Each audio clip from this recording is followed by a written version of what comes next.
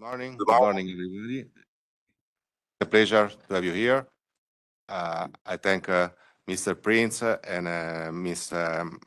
Paco for being here, and all the guests from missions here in New York. It's a pleasure to have you here at the Italian mission, as well as a pleasure to have so many people connected with us virtually. This is a special day for us as Mission of Italy because we are celebrating the 5th anniversary of the standing capacity, security sector reform standing capacity. That is something in which we have always believed, and and we will see it's something that actually has worked quite well. So it's good to have something positive to say once in a while in this difficult period. I will just give you an introduction on the Italian point of view, and then I will give the floor to the director Prince for the following part of the meeting. So thanks again. As I was saying, when the opportunity arose to mark the 5th anniversary of the security sector reform standing capacity, we embraced it with enthusiasm, and we were delighted to partner with the Secretariat in organizing this celebration. Actually, 5 years may seem quite a short time, but looking back, it's a great deal has been done. We were speaking about the fact that from Africa to Middle East to other parts of the world, through engagement spanning 17 countries, the standing capacity has brought invaluable expertise, strategic guidance, and practical support wherever needed across the United Nations system. It has helped ensure coherence in our collective efforts while remaining grounded in national ownership and in full respect of the priorities of host countries. Since its establishment, the standing capacity has particularly resonated with Italy because it embodies two principles in which we deeply and firmly believe. First, the promotion and the protection of the rule of law, a pillar of any pathway toward peace building and supporting peace. And last week, we organized this, I think, the 7th conference of SDG 16. And this is something that we, as Italy, we do every year in partnership with the United Nations. Second, its unique rapid response capability. The agility, flexibility, and effectiveness that characterized its deployments enable it to provide timely support precisely where and when it's needed most. This is made possible in no small part by the presence of the standing capacity in Brindisi, an ideal and indispensable hub. Brindisi's logistical advantages and proximity to so many areas of crisis significantly enhance the standing capacity's ability to deliver results on the ground. So, dear friends, actually, we know very well that the path to peace is rarely linear. Every contest presents its own challenges, realities, and opportunities. At a time when we are all aware of the difficulties involved in forging consensus and advising shared solutions among member states of the United Nations, including within the Security Council itself, the standing capacity offers something truly exceptional: the ability to make a direct, practical, and immediate contribution of extraordinary high added value. It translates commitment into action, expertise into results, and international solidarity into tangible impact for communities affected by conflict. Quite simply, it makes a real difference on the ground. Today, just as 5 years ago, Italy is proud to have contributed to this success story, and it's equally proud to reaffirm its commitment for the future. Together, we can continue to turn expertise into impact, partnership into progress, and hope into lasting peace. Let me conclude just resonating a little bit what we have been hearing, even with the audition of the candidates to the post of Secretary General, and the importance of preventive actions, preventive measures in situation of crisis. And I think this standing capacity can be one of instruments. It is already one of instruments that can better work in the actual context. If we focus on prevention, I mean, we have to work with instruments such as the standing capacity we are celebrating today. So with this, I stop here, and I give the floor to the director of the security sector reform, Mr. Daniel Prince. Thank you so much. Ambassador, thank you very much for your lovely words of welcome. Thank you on behalf of our team, but certainly on behalf of everyone here for your generosity, not only for today, this morning, to be here, wonderful, but also for your generosity as a country supporting the work of our team in Brindisi. And my name is Daniel Prince. Indeed, I had the SSR unit here in New York, and we are super happy that we have Ms. Paco Forlan with us, who actually is our leader of our small team in Brindisi in Italy that works under the name Surge Team to assist countries, UN missions and regional organizations with their work on security sector reform and governance. I won't make it long. I'm here actually, I have, I think, one role, and that is, to be assessed at the end of this morning if I kept to the time. And so I'll vigorously do that. But surely, of course, also we have a list of people who want to take the floor either on video or here live. And those are very short testimonials because this is a celebratory event. But it's good to sort of know and to acknowledge that the core values of the United Nations are four. They are integrity and inclusivity and humanity. And we've recently added a fourth one, which is humility. A super important one as far as I'm concerned, simply because it's so healthy for any mature organization to be humble and to stress that we can always learn and we can learn a lot. And so that's why I'm saying this certainly is supposed to be, and it will be celebratory, but if there's criticisms, if there's, let's say, visions on how we can even better function, we are very, very open to that because that is also why we exist. I'll leave it at that for the moment. We have some opening remarks at a very high level also with us. And so we'll quickly go to our first video message by our Under-Secretary General for Peace Operations, Jean-Pierre Lacroix. Excellencies, distinguished colleagues and friends, it is a great pleasure to address you today as we reflect on the journey of the Standing Capacity for Security Sector Reform and Governance, or as we like to call it, the SURGE team. As we gather during Peacebuilding Week, we are reminded of the importance of investing in the capacities that help countries build and sustain peace. The recent creation of the Peacebuilding and Peace Support Office, known as PBPSO, reflects the UN's commitment to prevention, peace building and peace support, and the SURGE team is an important part of that effort, helping countries strengthen the effective, accountable and inclusive security institutions that are essential for lasting peace. The SURGE team was created in 2021 to address a clear gap between the growing demand for security sector reform expertise across a wide range of contexts, from fragile political transitions and mission drawdowns to non-mission settings, and the limited SURGE capacity at headquarters. Based in Brindisi, in Italy, the SURGE team was designed to deliver timely and high-quality security sector reform and governance expertise to meet the needs of clients grounded in UN principles. 5 years on, we can confidently say that the SURGE team has translated this rationale into concrete results and impacts across diverse contexts around the world. Soon, we will hear the testimonies from some of the SURGE team's clients. Allow me, however, to highlight one example that illustrates its value to peace operations. The team has been deployed multiple times to the Democratic Republic of the Congo to support efforts to strengthen the National Security Council and assisted MONUSCO in preparing for transition. This success would not have been possible without the valuable support and commitment of our donors. I would like to express our sincere gratitude to Germany, Italy, Luxembourg, the Netherlands, Norway and Slovakia for their generous support over the years.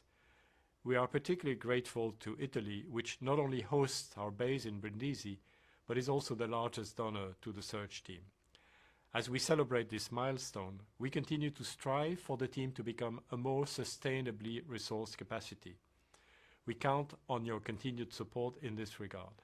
Looking forward, the demand for rapid, governance-focused SSR expertise is only likely to grow. It is my sincere wish that the search team will build on the first milestone and continue to advance effective, accountable, and inclusive security institutions worldwide. Congratulations to the entire search team and the SSR unit on this important anniversary. Well, that's a thank you worthwhile. I mean, it's worth a thank you to one of our senior bosses, Secretary General Jean-Pierre Lacroix. And let's move quickly also to another part of the United Nations architecture, to UNDP, which is a very, very close partner in the work that we do. And we found UNDP Secretary General Shoko Noda ready to also deliver a short message to us.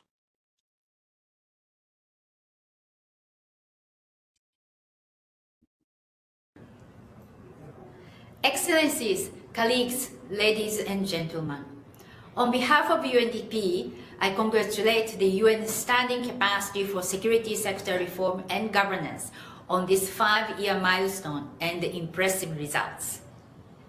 This anniversary is a moment to celebrate progress and plan ahead.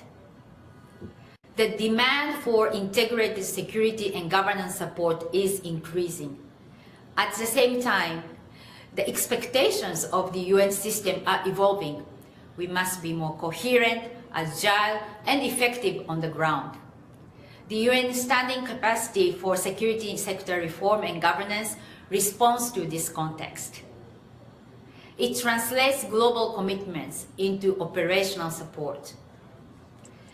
Through joint deployments, the search team and UNDP have supported nationally led reform processes in mission contexts such as CAR and DRC, in transition settings like Somalia, and in non-mission settings such as Comoros. This partnership aligns with the UN80's call for faster and better responses, less fragmentation, and more system-wide coherence. Looking ahead, 3 priorities stand out.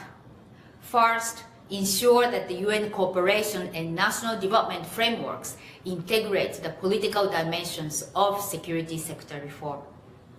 Second, make sure that security, development, and peace building are all connected. Third, ensure such support and in-country UN presence are closely coordinated. Partnerships, support to national priorities, and the focus on impact are how we build strong, people-centered security. Thank you. Thank you to ASG Noda.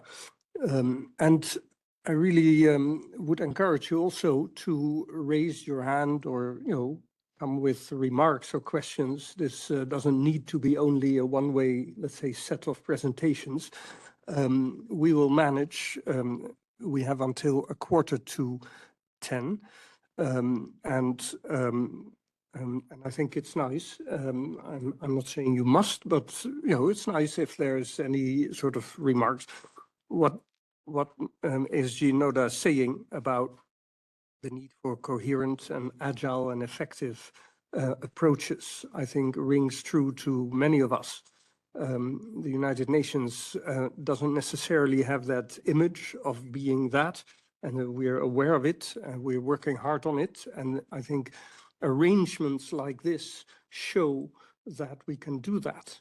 And again, we're constantly learning. It doesn't mean that everything is perfect and fine now. There's, issues about financing it, and there's issues about size. We can do so much more because we notice how the demand has been rising for this type of work. But at the same time, it's also good to just indeed sort of reflect that that we have gone beyond what is not efficient in work like this. You know, in the past, in the further past, a mission would need work on this and would actually recruit someone or a small team. And then they will recruit them, which is a lengthy process within the UN system, very lengthy, but then they would have them. And then, you know, the character of the work is so often, that's why the name of the team is Surge Team. It surges, right? You need it, and then you need it less. And then suddenly you need it again, and then less. And so this is such a great arrangement in that sense that, you know, very efficiently we can put the right expertise at the right place anywhere in the world where there is a request for it. And I just want to underline the efficiency of such an arrangement. Is it perfect? No, I've already mentioned a few things, but it certainly is a tremendous improvement on the way it used to be done. And if it wasn't the hiring of people for missions, it was that you would ask people from headquarters to come to a mission or a country to help out. And then the work at headquarters wouldn't be done. And so there's all kinds of very solid arguments for an arrangement like this. And I think we're proving, just as some other search capacities do on other topics like DDR and justice and corrections and mine action and police, we're proving that this type of arrangement is really effective. Over to our next video message. We're still very much on schedule, and that is by Raizedon Zenenga, the Deputy Special Representatives of the Secretary General in UNTMIS in Somalia. Excellencies, distinguished colleagues, I'm pleased to join you today as we celebrate the 50th anniversary of the UN Standing Capacity for Security Sector Reform and Governance. This anniversary is not just a milestone in time, it is a celebration of dedicated service, trusted partnership, and meaningful impact. It is also an opportunity to recognize the important contribution of the Standing Capacity Team has made to the two missions I have had the honor to serve. This is UNSMIL in Libya and now UNTMIS in Somalia. In Libya, the UN's work on security sector reform and governance sought to rebuild trust in security institutions, unify the fragmented security sector and in state structures, and give citizens confidence that security could be delivered fairly and responsibly. The Standing Capacity Team worked alongside UNSMIL staff, offering practical solutions that made progress possible with the engagement of civil society organizations and the legislative bodies. Here in Somalia, the Standing Capacity Team has supported not only the mission, but also the UN country team. This has helped consolidate our cooperation and supported UNTMIS' ongoing transition, which is scheduled to be completed in October this year. Somalia is a country moving forward with determination to forge a new path, but facing immense political and security challenges. Security sector governance reform remains essential for Somalia's future as a peaceful, stable, and secure nation. In a security transition as fragile as Somalia's, the Standing Capacity Team's support is invaluable. So, let me congratulate you on this milestone and what you have achieved in these 5 years. You have built trust, you have built capacity, and you have had real impact. As you continue your work, I urge you to remain bold in your analysis, practical in your advice, and steadfast in your commitment to strengthening governance. Thank you once again to the Surge team for your dedication, expertise, and vision. I look forward to continued collaboration in the years ahead and wish you a happy anniversary. Thank you. Ambassador, please. Would you like to acknowledge the presence with us della ministra Sandra Polmont, c'est la ministre della pianificazione e della cooperazione externe d'Haiti. It's an honor to have you with us, and so I just wanted to thank you so much. No, thank you. That is very much acknowledged, of course. And while you were in important communication, I mentioned how, it's very nice if there's, anyone with questions or remarks or experiences to share here. So feel free to.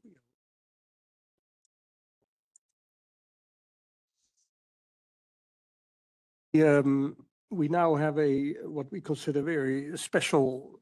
Every intervention is special, but this is certainly also a very special one by the National Security Advisor of the Democratic Republic of the Congo, Désiré Kashmir Kolongele. So over to the National Security Advisor, please. Excellences, Mesdames et Messieurs,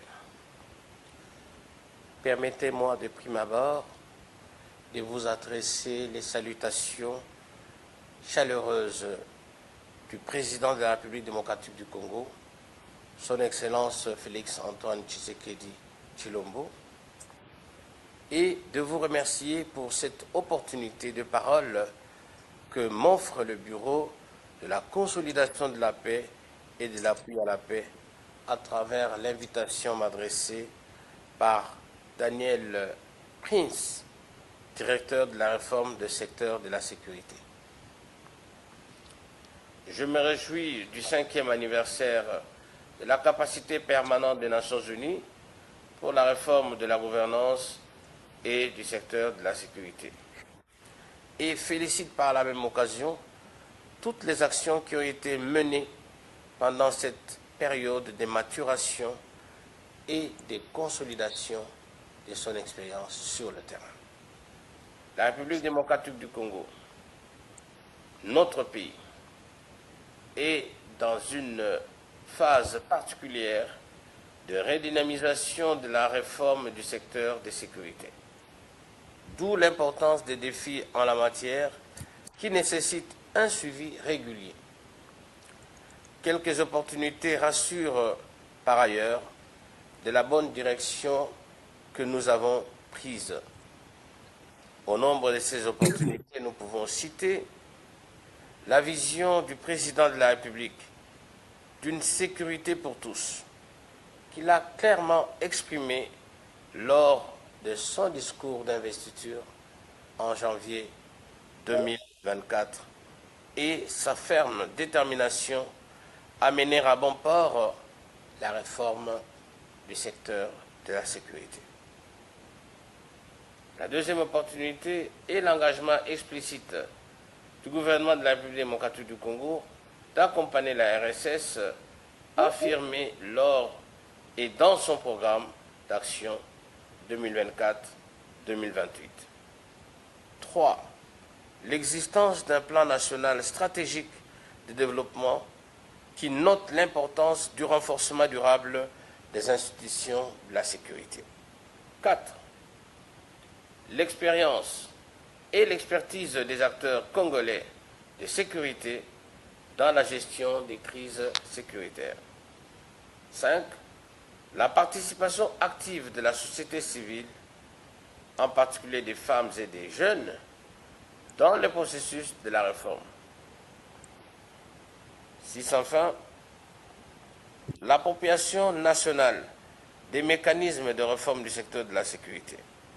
Dans tous les cas, l'engagement et le soutien des partenaires internationaux dans le cadre de la réforme du secteur de la sécurité est aussi un élément qui constitue une opportunité pour la réforme du secteur de la sécurité.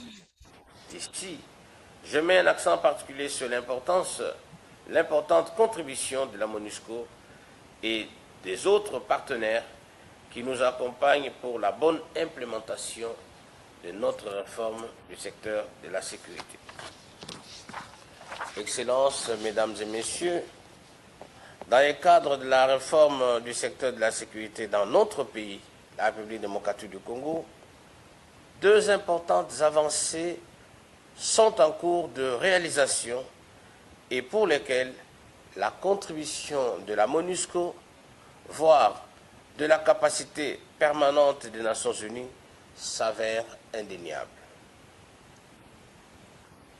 Je cite, premièrement, l'élaboration d'une politique de sécurité nationale. Deuxièmement, la mise en place d'une commission de suivi de la réforme du secteur de sécurité, plateforme de travail pour laquelle l'opérationnalisation des groupes techniques devient une exigence. À travers ces deux domaines de collaboration, nous osons croire que le partenariat avec les Nations Unies en matière de réforme du secteur de la sécurité sera de plus en plus renforcé. Que vive le 5e anniversaire de la capacité permanente des Nations Unies pour la réforme et la gouvernance du secteur de la sécurité. Je vous remercie. That's so nice. Wonderful to hear the National Security Advisor, and I must say, this is for me such a highlight, just because it shows how important national ownership is in this type of work, on a topic that is so massively sensitive. To acknowledge that this work needs to be done, that change is necessary also in this sector, and also that change cannot only be imposed top-down, but also needs to come bottom-up, and that leadership is open to that. I find very impressive, and it shows that true national ownership doesn't mean just that government sort of says this is okay, but it means that nationally all important groups and representations of the people are involved in the process. And that's exactly what we see being the central aim of the Congolese government on this topic. So I find that very impressive. Over to our next message, which comes from Libya. Actually, we have two messages from Libya. And the first one is from Saliha Naji El Sharif from the Ayadina Organization for Supporting Women and Youth in Libya. صالحة ناجي الشريف 31 سنة، شابة من ليبيا من مدينة بنغازي، ناشطة في المجتمع المدني وصحفية، عضو في أكثر من منظمة داعمة للمجتمع المدني، مهتمة بالقطاع الأمني خصيصا في دولة ليبيا. بالنسبة لفريق القدرة الدائمة للأمم المتحدة، كان له فضل في التعاون معنا في 2023. نحن كمجتمع مدني كانت في ورشة عمل تضم الشق التشريعي، مجلس النواب ومجلس الأعلى الدولة، وأيضا لجنة 5+5 هو الشق الأمني. فكان اللقاء الأول من نوعه بخصوصية المنطقة في ليبيا. الشق الأمني كان نوعا ما والتشريعي مبتعد على التعاون مع المجتمع المدني، ولكن هم لهم الفضل أن هم يوصلونا في هذا اللقاء وتقريب وجهات النظر وتدليل الصعوبات علينا. أيضا ساعدنا فريق القدرة الدائمة إن نحن تو حاليا في 2026، وأنا من ضمن فريق الحوار المهيكل في المسار الأمني التي أعلنت عنه المبعوثة الأممية في مجلس الأمن وترعاه بعثة الأمم المتحدة. كشابة وموجودة في الحوار هذا وممثلة للمجتمع المدني وفي هذا المسار خصيصا، فكانت الفضل للفريق القدرة الدائمة للأمم المتحدة وأيضا للشعبة الأمنية في بعثة الأمم المتحدة للدعم في ليبيا. نحن اليوم وصلنا إلى عدة نقاشات من ضمنها نقاش حوكمة قطاع الأمن، ففريق القدرة الدائمة بعث لنا خبيرة أيضا السيدة مباكو. فالموضوع هذا ساعدنا. أنا ناشطة في المجتمع المدني، ما عنديش خلفية كافية عن حوكمة قطاع الأمن، ولكن ساعدني التدريب اللي قدمته لنا السيدة مباكو إني أنا نحط مخرجات ممكن إن هي تكون قابلة للتنفيذ وتدير حل في الدولة الليبية. على سبيل المثال كان دائما فريق القدرة الدائمة من الدروس المستفادة أنه ركز على نقطتين: أن حوكمة قطاع الأمن يجب أن تكون بملكية ليبية شاملة، وأيضا حوكمة قطاع الأمن يجب أن تكون عادلة من ناحية المشاركة الفئة الاجتماعية والشباب، وأيضا فئة المجتمع المدني. وأيضا أصر فريق الدعم أن تكون الملكية الليبية زائد المؤسسات الليبية بصفة عامة. نتمنى من فريق الدعم في الفترات القادمة أن يكون لهم تواصل مباشر مع المؤسسات الأمنية في ليبيا من خلال تدريب أفراد هذه المؤسسات، ويكون أيضا في دعم للشباب من خلال دورات مكثفة لنكتسبوا أكثر من الخبرات. وكل سنة وأنتم طيبين بمناسبة العيد الخامس للفريق الدائم للدعم في إصلاح قطاع الأمن. شكرا. Wonderful. And it's so important to have women's groups be part of these types of processes. And it's so great that also over the past 20 years or more, I think we have made such a long journey within the UN system and beyond in seeing that as nothing special, but as absolutely fundamental to the type of work that we all need to do. Not only women's groups, but also groups of young people. And so also from Libya, we're happy to have the president of the International Foundation for Youth Support in Libya, Mr. Wael Adres Mohamed, with us. السلام عليكم ورحمة الله وبركاته. المهندس وائل إدريس الجدك، رئيس المؤسسة الدولية لدعم الشباب وناشط مدني في مجال العمل الشبابي والدعم المجتمعي. لقد تعاوننا في العديد من ورشات العمل والندوات مع فريق القدرات الدائمة لحوكمة القطاع الأمني طيلة 3 سنوات ماضية. أسهم هذا التعاون في تعزيز العديد من المفاهيم التي من الممكن أن تساهم في إصلاح القطاع الأمني، وبالدرجة الأولى إشراك مؤسسات المجتمع المدني في الحل في ليبيا.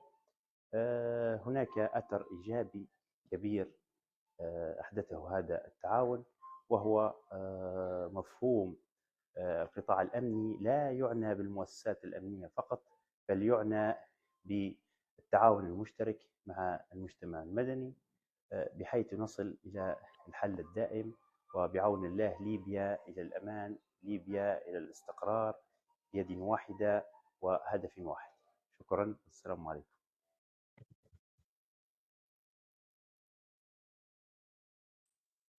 Wonderful. So that's, I think, a very nice sort of little spectrum of civil society in Libya that has been very active in the work on security sector reform, that our team there, led by Badreddin El-Harti, who I think is also with us in this meeting online, is leading and has, regularly made use of our search team's extra support when that was called for and needed. So yeah, that concludes a number of, let's say, video-based testimonials, diverse set, very nice. And there's, of course, much more to say. We will certainly open up the floor. We have quite massive participation online, which is really great. Thank you for joining us in this celebratory meeting. And, you know, I'll just, as I said, open the floor for any remarks, experiences, forward-looking advice, recommendations, words of encouragement, or any other contributions and questions, not to forget, that you may have or want to share with us. So the floor is open. I'll have a good look if I can see who is asking for the floor once that's happening. I see one, and that is from Libya, Badreddin El Harti. So if I can give you the floor, Badreddin, over to you. Thanks, Danielle. Excellency, esteemed colleagues, greetings from Tripoli. I just want to piggyback, as you have just heard from key Libyan stakeholders here, to also join my voice in expressing gratitude to the SSR unit and more particularly to the search team. We've been working with the search team for the last 4 years, actually. It was very, very useful at the initial stage because the team was, you know, small footprint in Libya, and the search was capable of coming a few times a year to support in very critical ways. And as you all know, the security and military actors seem quite predominant in Libya in all walks of life, from political to economic security matters. But, you know, you have just seen a glimpse of where the support goes with the civil society actors. But actually that support has gone through, you know, the design of the peace process and how security can be embedded in the constitutional talks, legislative role and oversight, civil society, etc. And what the research team comes with is a wide range of lessons learned throughout the continent and the world. And that has been very appreciated by the Libyans. Not just lecturing them, but showing them what has worked in the world. So with that, and keep it brief and looking ahead, I can see that with all the constraints and financial, etc., that the organization is going through, having a more robust team on the search with covering niche areas of SSR to be very useful in the coming years. That would enable a light footprint in the missions, but also enable the transitions from the peace operations to the UNCT, etc., to keep that institutional memory. Let me just also take time to recognize the professionalism, consistency, and the drive to in excellency that the search team has been and that's not just by deploying it on the ground, but also remotely in between. Thank you, and a special thanks also to Ms. Mpako, and her team. Thank you. Badreddin, thank you very much. That's really nice. And you underline how much the UN, and just as many other organizations working in this field, is a knowledge organization. And we need to organize our knowledge building in a way that makes sense. And so in that way, you know, we cannot expect our mission in Haiti to know that the recent security sector reform initiatives of our team in Yemen may have some elements that are replicable. And so that is why we need a team like our search team to collect all those experiences and to translate them into what is replicable in some situations, and just to offer options for country situations based on experiences elsewhere. Tremendously important to be a knowledge-rich organization and to make good use of structures to actually apply that knowledge learning. I have a number of speakers on my list now who have asked for the floor. In this order, I have Barbara Manzi, Jocelyn Nahimana, Eli Jiang, and Sofiane Bacha. More may come, but these are the first 4 to speak. So over to Barbara Manzi, who's the Regional Director for Arab states in DCO, a former resident coordinator in Burkina. Barbara.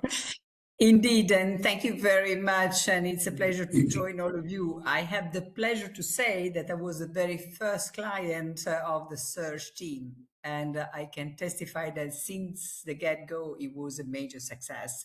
So looking back at the experience with the search team deployment,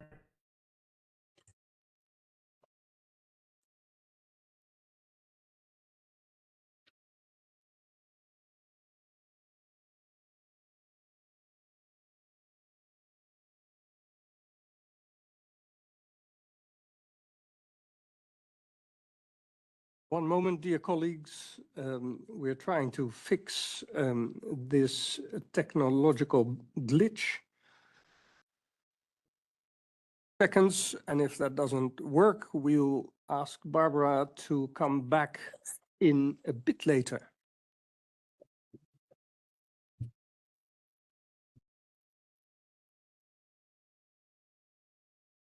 Maybe that's the best thing to do for the moment. So Barbara, if you can hear us, we will give you the floor again once it works out. Currently over to Jocelyn Nahimana, who's the African Union Head of Defense and Security Governance in Addis. Over to you, Jocelyn.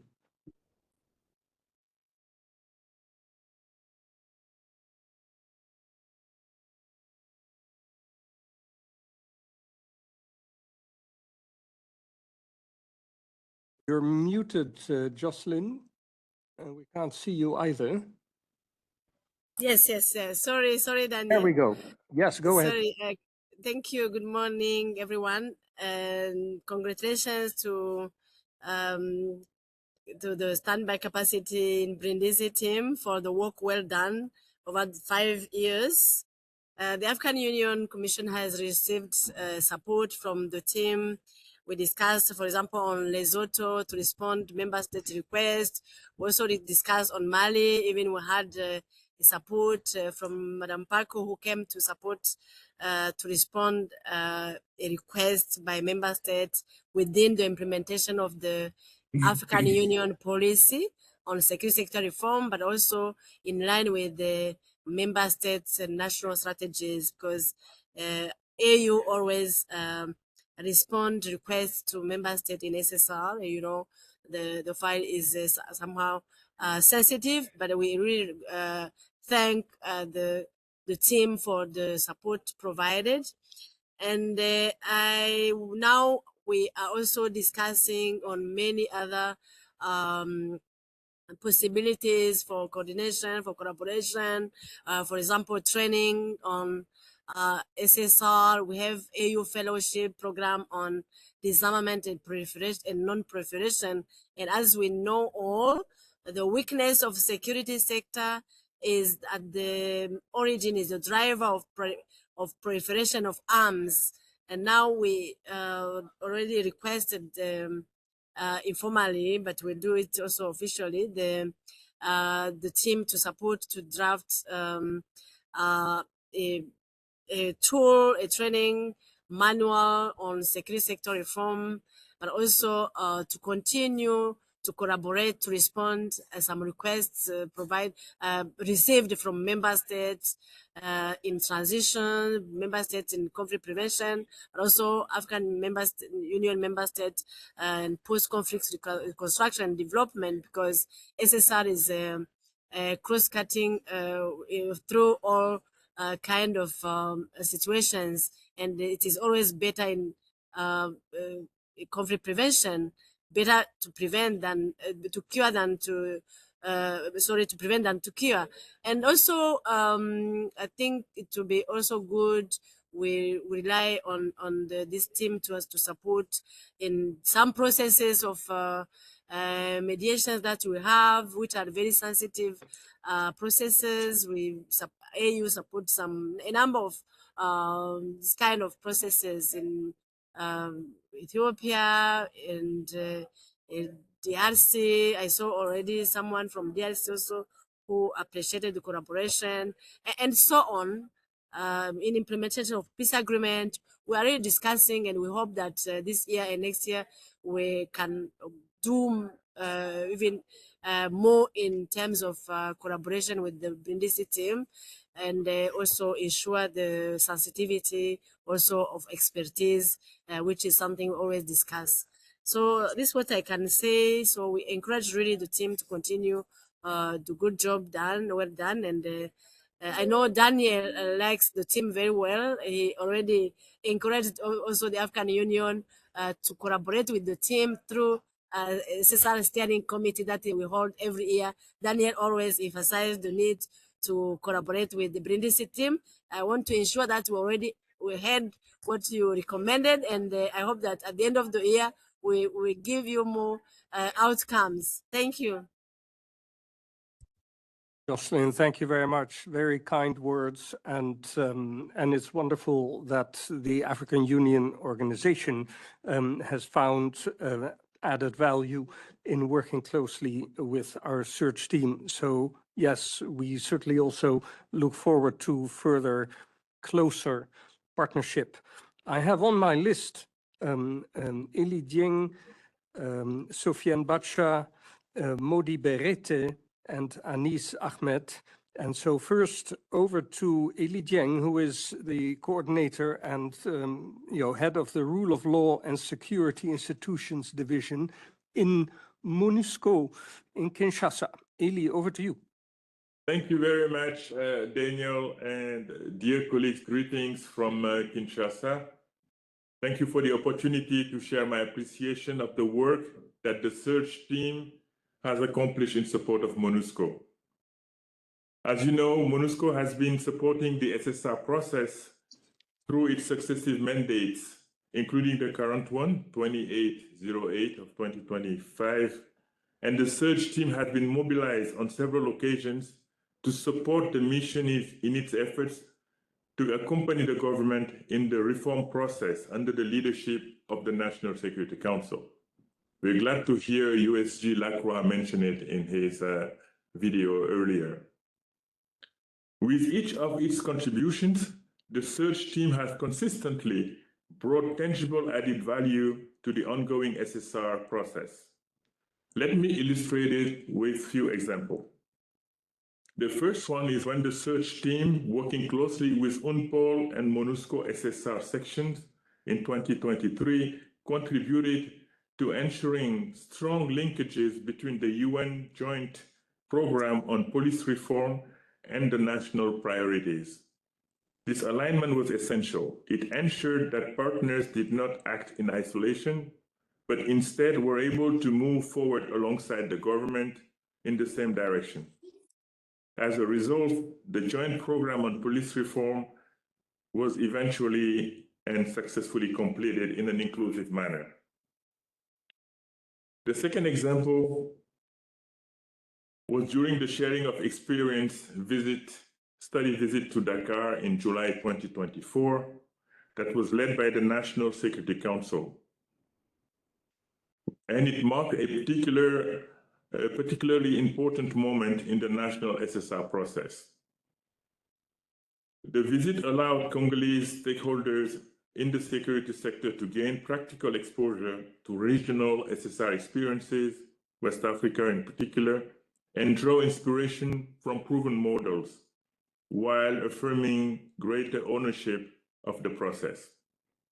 The support provided by the search team, both in Dakar, where they got involved in training on SSR, and during the follow-up restitution exercise here in Kinshasa, helped to clarify key concepts, put approaches into perspective, and foster thoughtful reflection on what can be adapted to the Congolese context.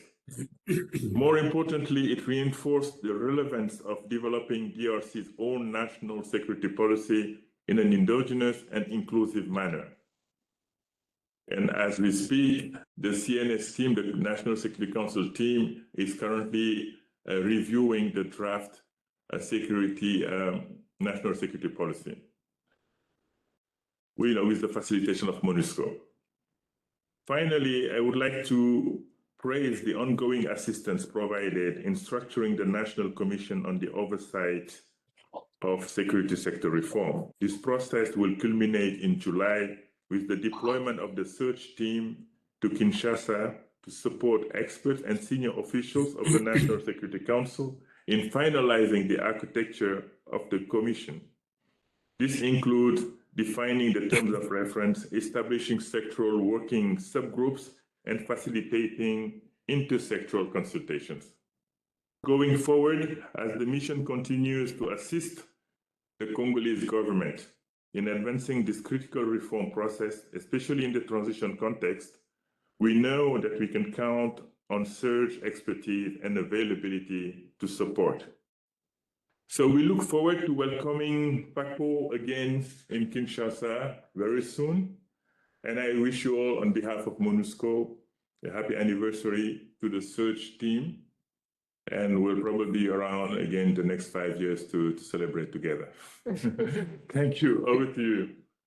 Eli, thank you very much. And it gives us hope, in particular also for the situation in the DRC and its future. Wonderful. Over to Mr. Sofiane Basha, Community Security Policy Specialist with UNDP's Crisis Bureau in Nairobi, a very close partner. Sofiane, over to you. Thank you very much, Daniel. Can you hear me? Very well. Great. Thanks a lot, and happy to see so many familiar faces in the room and also online. So thanks a lot for organizing this event and celebrating the 5 years of SURGE capacity during the Peacebuilding Week. Just feels right as we spoke about this integrated approaches and the links between SSR, peacebuilding, and development 3 weeks ago, actually, when we met all in New York and in the SSR Common Connection Week, where Mpaku actually was part of. So congratulations to Mpaku and her team. 5 years of really strong and consistent work from UNDP perspective. Whenever we needed support on SSR, we get support from the standing capacity. Whether from the Central African Republic, I didn't see any colleagues from there, but we work together on there. DRC, of course, Eli was talking about the support to the mission, but the SURGE capacity was also supporting UNDP on the joint program, bringing the SSR component also to it.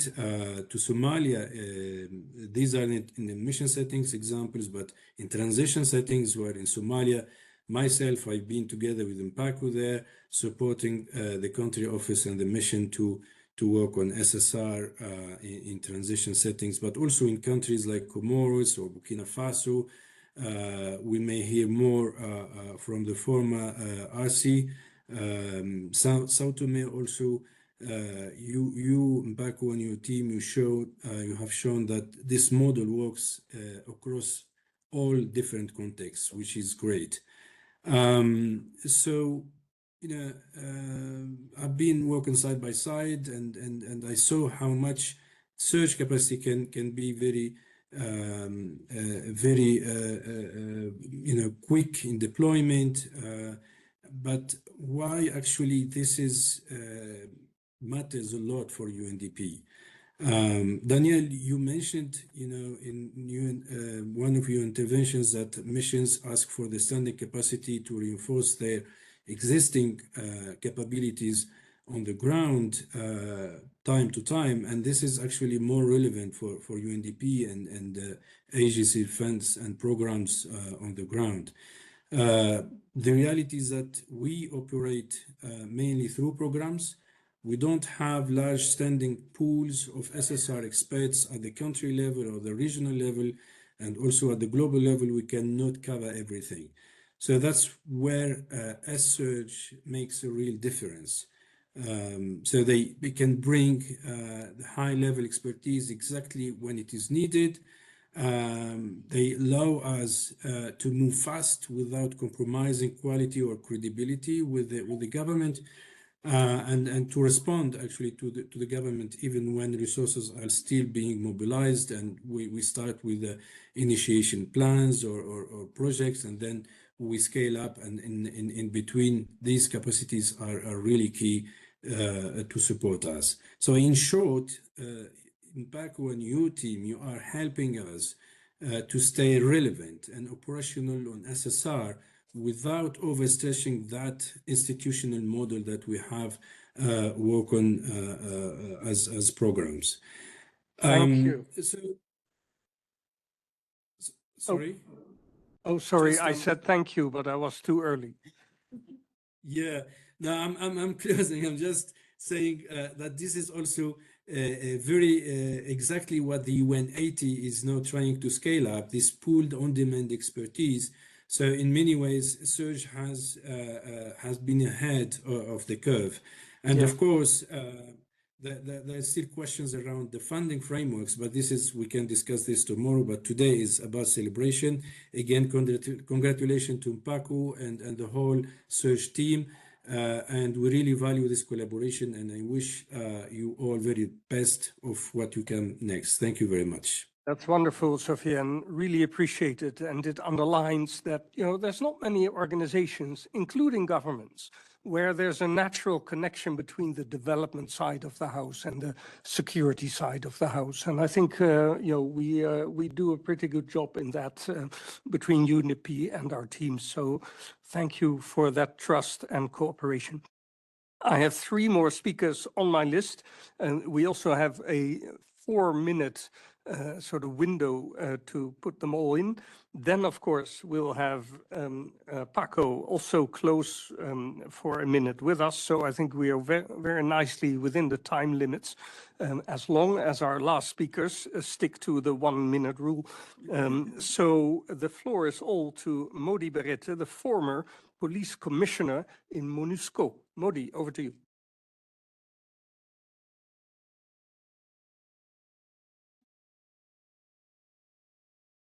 Thank you, former colleagues from the UN. Actually, I can say that I could not miss the occasion when I've heard that SSR, the search team, is celebrating its 5th anniversary. And I'm currently out of the UN for the past, I can say, 2 years. But my last tenure with the UN was the post of police commissioner, as Daniel Prince mentioned. So I'm coming after what Eli just mentioned to not only thank you to inviting me, but also to say a few words at this important occasion. Of course, it has been truly a pleasure to join this celebration because as I have been, I can say, one of the first partners of this standing capacity. I'm coming in with, I can say, a little bit of emotion and to speak, from my heart, just because I've been really someone who was among the early beneficiaries of the standing capacity, and I know the realities of the DRC, and I can say that the support that I received as a police commissioner was not only real, and it was really, I can say, practical. It was not bureaucratic at all. It was concrete and based on very much a concrete delivery. As a person and also as a leader, what impressed me most was not only the expertise that the capacity brought to me, but the way this expertise was actually brought to us. I concretely saw, I can say, people, I can say Paco, coming, somebody who was very much knowledgeable of the UN system, who were able to sit very humbly with colleagues from all folks, I can say, all walks, I can say, from the UN system, and to also navigate and glue the relationship between the UN and the national counterparts to come to some kind of concrete delivery. So the support that I received from the capacity helped us really navigate the difficult moments of the UN, I can say, transition, developing what we call a joint police program. So the police program was basically getting together all the UN entities that were interested in police and policing to come and see in the same direction and reflect on how we transition out of the DRC. Namely, we had as partners the UN Development Program, the IOM, UNMAS, and all the other entities really that were, interested in policing. So I was very much impressed with that. And this was, in addition, a very valuable one to the other support that we have been receiving so far. Because as a police commissioner, I used to receive the support from the standing police capacity. And I'm saying that I'm speaking with emotion because myself, I was a member of the standing police capacity when this was created back in 2007, 2008. And I had to really argue and defend the position that we as a police, we have the police capacity, but we need more than the police capacity to come and work in transition, in the transition framework. So Paco, thank you very much for the support that we have received. And to the team and to Daniel as well, I think that it's very much important that this capacity be preserved for the future. And knowing I'm not in the UN, as I've said, knowing the very kind of uncertain,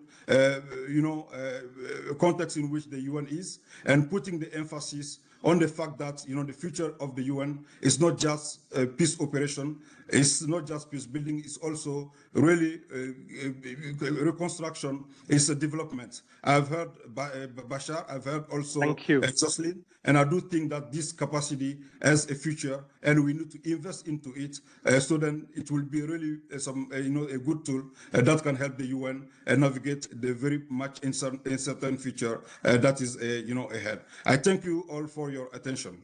Thank you, Modi. Much appreciated. And we quickly go over to our last speaker, Anis Ahmed, who is in UNMISS in South Sudan, the Chief of Rule of Law. Anis. Thank you, Daniel, and Excellencies, ladies and gentlemen. From UNMISS, we have actually seen the value of this standing capacity in practical terms. Support matters when it arrives at the right time, in the right place, and at the right expertise. And this is what surge capacity through Ampako provided. It helps us place security sector reform where it belonged, at the center of peace building, governance, and importantly, prevention. So SSR, as you all know, is not a technical exercise, it's a strategic tool. It helps institutions become more accountable, professional, and responsive to the people they serve. At the same time, it requires technical rigor. It calls for sound analysis, realistic planning, stronger coordination, and sustained engagement with national counterparts. And the Surge team brought this combination to its work with UNMISS.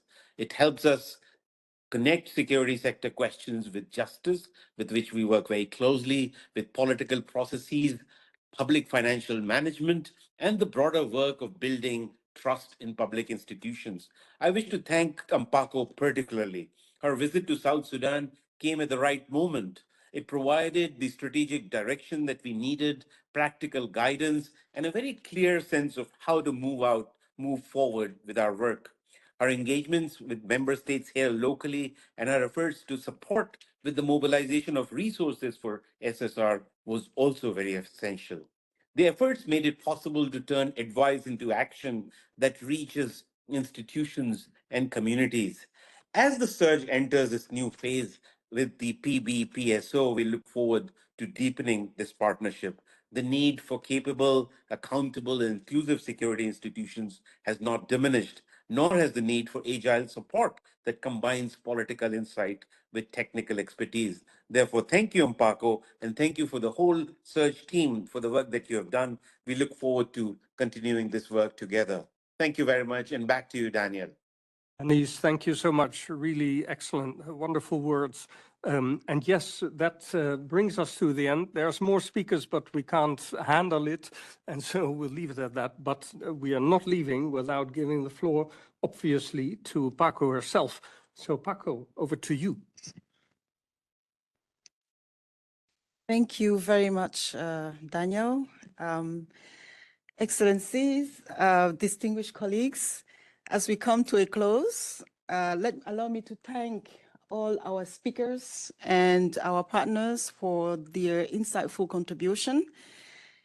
Today's testimonies strengthen our conviction that the search team adds value. 5 years on, the search team has transformed a clear gap into tangible results. And as part of the Peacebuilding and Peace Support Office, we are contributing to a more integrated, agile, and forward-looking UN peacebuilding architecture, which is anchored in partnership and also national ownership. But this milestone is also a call to look ahead, as it was mentioned by some of our speakers today. In a context of growing instability and constrained resources, the demand for agile, integrated, value for money support will increase. We take note of the need for the search team to continue to evolve. So strengthening partnership, deepening integration across the UN system, and retaining its nimble footprint. So allow me at this point to express our deepest and sincere gratitude to our donors who have accompanied us during the past 5 years, the governments of Germany, the government of Italy, the government of Luxembourg, the government of the Netherlands, Norway, and also the government of Slovakia. To the government of Italy, our host in Brindisi, molto grazie per il vostro sostegno costante e per il vostro impegno continuo. Il vostro supporto è stato fondamentale per il nostro successo. Chers collègues, ces 5 années ont montré que le partenariat et l'agilité sont essentiels pour bâtir une paix durable. Nous continuerons dans cette lancée avec conviction et détermination. Together, let us continue to building a future of lasting peace and security. As Italian proverb says, chi accompagni cammina più lungo. Tanti auguri a noi. Thank you very much.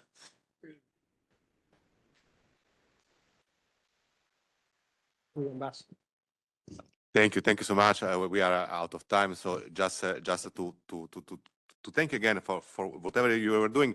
I had taken some few notes, but when I was going through, I just was reading them again, and then I said, well, this is a really UNAID. This is a model of UNAID. You are fast, flexible. You keep the priority on the country in crisis.